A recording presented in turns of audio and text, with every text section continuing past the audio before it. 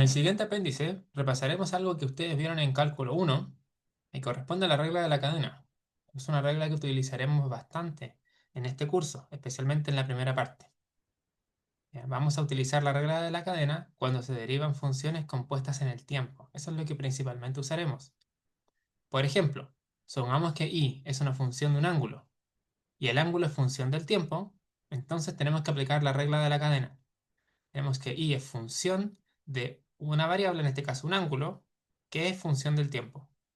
Según la regla de la cadena, si yo derivo la cantidad a la izquierda, tengo que derivar la función con respecto al ángulo y luego el ángulo con respecto al tiempo. ¿Ya? Y en este curso, nosotros utilizaremos como la derivada, por ejemplo, la derivada de algo en el tiempo, lo vamos a denotar con un punto para simplificar la notación. Es decir, la derivada de y en el tiempo es lo mismo que escribir y con un punto. La derivada del ángulo en el tiempo es lo mismo que escribir el ángulo y un punto arriba. Y como esta derivada no es con respecto al tiempo, no podemos utilizar esa regla de utilizar el punto. Esto también se ve en los videos que no corresponden a este apéndice, en los videos del curso. Vamos a ver un ejemplo de cómo poder aplicarlo. Supongamos que y es igual a una función que equivale a b por teta, ¿ya? Donde teta varía en función del tiempo. Determine y también i punto punto, es decir, la primera derivada de i con respecto al tiempo y la segunda derivada de i con respecto al tiempo. ¿Ya? Aquí estamos asumiendo que b es una constante. ¿Ya? Entonces, la derivada de i con respecto al tiempo, ¿ya? Que es lo que me están pidiendo, i punto, corresponde a la derivada de esta función en el tiempo. B es una constante, sale de la derivada. Tengo que derivar seno del ángulo. Ya, como tengo que derivar seno del ángulo, aplico la regla de la cadena. B por la derivada del seno del ángulo, derivo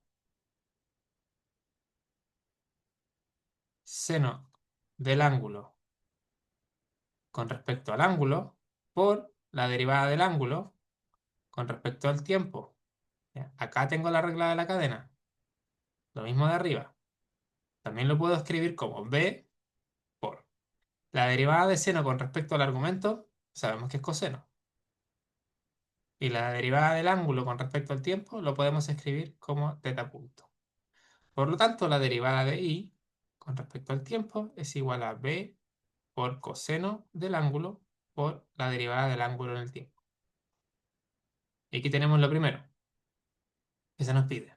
O sea, derivo i.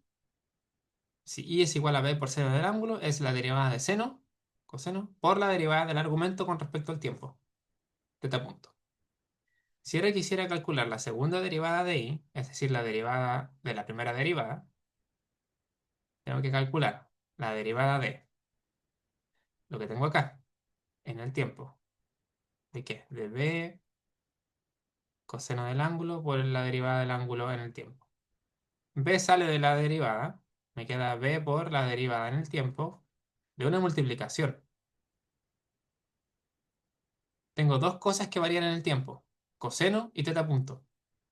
Entonces tengo que utilizar la regla del producto. B es una constante que sale y tengo la derivada del primero por el segundo. La derivada del primer término por el segundo término, más el segundo término por la derivada en el tiempo del segundo. Aquí simplemente estoy utilizando regla del producto. Todavía no utilizaba regla de la cadena. Entonces, aquí voy a derivar.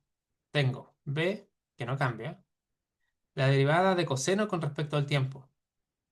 Aquí tengo que aplicar la regla de la cadena, porque estoy derivando con respecto al tiempo, algo que depende del ángulo y el ángulo depende del tiempo. Entonces me queda la derivada de coseno con respecto al tiempo.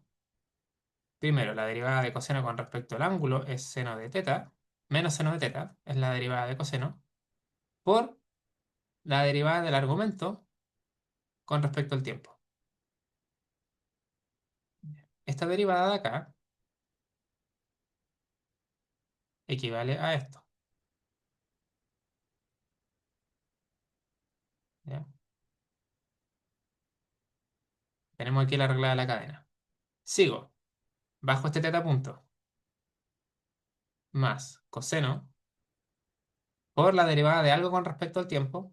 En realidad es derivar esto con respecto al tiempo de nuevo. Así que me queda teta 2 puntos. Y aquí me doy cuenta de que aquí tengo teta punto dos veces. Así que podría escribir esto como b menos seno teta punto al cuadrado más coseno por teta punto punto. ¿Ya? Por lo tanto, aquí ya lo tengo resuelto. ¿Ya? Entonces, y punto punto es igual a el primer término sería menos b por seno del ángulo por teta punto cuadrado más multiplico acá b por coseno por teta punto punto. Y con ello tengo la segunda derivada.